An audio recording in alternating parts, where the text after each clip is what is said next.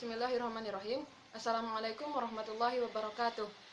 Kembali lagi bersama saya Putri Ani. Di sini saya akan menjelaskan sedikit mengenai beberapa bab yang ada dalam kitab Jurmiyah. Yaitu yang pertama adalah bab kalam dan yang kedua adalah bab i'rab.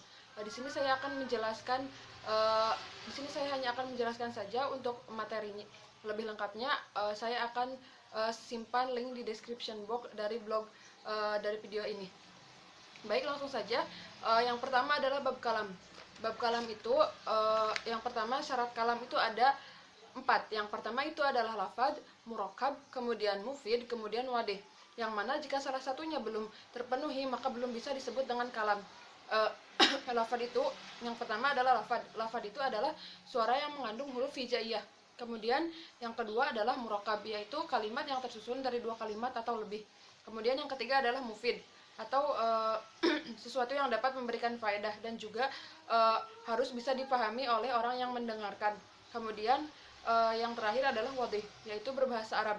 Jika bahasa lain ditulis dalam bahasa Arab maka belum bisa disebut dengan kalam, atau yang biasa kita kenal di Indonesia itu adalah pegon, seperti pegon, itu belum bisa disebut dengan kalam. Kemudian bagian-bagian kalam itu ada 3. Yang pertama adalah isim, kemudian fi'il, dan juga huruf.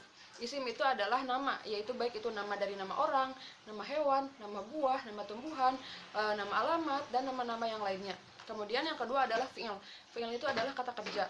Kata kerja yang mana baik itu zaman dulu atau fi'il madi atau zaman sekarang seperti fi'il mudhari', kemudian masa depan seperti istiqbal. Kemudian yang terakhir contohnya seperti berlari, mencuci, kemudian membaca, dan yang lainnya. Kemudian yang ketiga adalah huruf. Huruf itu adalah yang mengartikan kata sambung atau imbuhan yang menyatakan keterangan. Yang mana contohnya itu seperti dan, atau misalkan akan tetapi, dan juga yang lainnya. Kemudian isim diketahui jika, atau di sini saya akan menyebutkan ciri-ciri isim. Isim diketahui jika berakhiran khofad atau berakhiran kasroh. Seperti contohnya ar-rahmani, nih itu di rahmani, di nun, itu berarti kasroh, berakhiran kasroh, dan itu berarti disebut isim.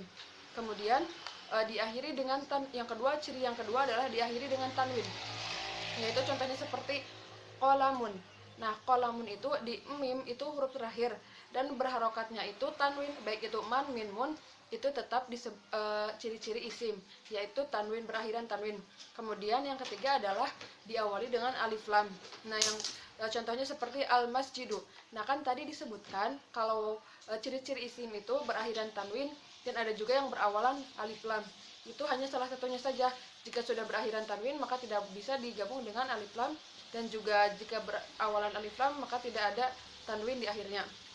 Kemudian diawali atau kemasukan dengan huruf khafad. Apabila huruf khafad sebelumnya itu, maka huruf setelahnya isim itu, isim. Kemudian seperti huruf qasam, yaitu huruf yang mengatakan janji, seperti wa, bi, ta, ka, li, ngala, fi, dan yang lainnya. Kemudian ciri-ciri kalimat fi'il. Ciri-ciri kalimat fi'il itu pertama itu didahului kalimat ta, saufa, sa, dan qad. Lafadz qad bisa digunakan untuk 2 fi'il, yaitu fi'il madi dan fi'il mudhari'. Contohnya ini fi'il madi, yaitu qad qomati. Kemudian lafadz yang kedua itu adalah sa, yang artinya itu akan atau ingin. Jaraknya sebentar lagi, untuk fi'il mudhari' juga. Contohnya itu seperti saya kulu sufaha'u. Nah, saya akan ke sekolah jam 7, seperti itu. Kemudian lafadz yang berikutnya itu adalah saufa, artinya masih sama, ingin atau akan, tapi ini penggunaannya itu untuk nanti atau jarak yang masih lama. Penggunaan ini digunakan untuk fi'il mudhari'. Contohnya seperti kalla saufa ta'lamun. Kemudian lafadz yang berikutnya adalah ta. Ini digunakan untuk fi'il madi. Contohnya seperti dorobat. Kemudian bab yang kedua adalah bab i'rab. I'rab itu adalah berubahnya akhir kalimat karena berbedanya amil yang masuk, baik secara lafadz maupun takbir atau kira-kira. Nah, atau biasa disebut dengan harokat di huruf akhir.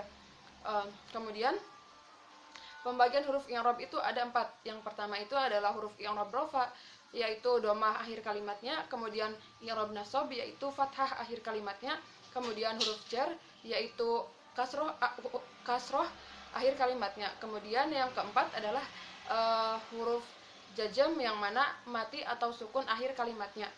Nah,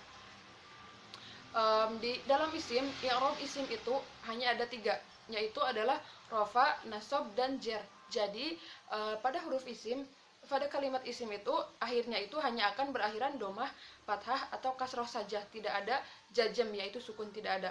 Kemudian jika dalam i'rabnya fi'il itu hanya ada 3, yaitu rofa, nasab, dan jazm, tidak ada jar. Jadi pada i'rab fi'il itu kalimat fi'il itu hanya akan berakhiran domah, fathah, dan juga mati atau sukun, tidak akan ada jar atau kasroh. Nah, kemudian untuk i'rab huruf itu mabni atau tetap selamanya, jadi tidak bisa berubah. Karena wa tetap wa, tidak akan ada perubahan akhir kalimat. Kemudian ala tetap ala, fi tetap fi, begitu. Mungkin sekian yang bisa saya sampaikan. Kurang dan kurangnya mohon maaf. Wassalamualaikum warahmatullahi wabarakatuh.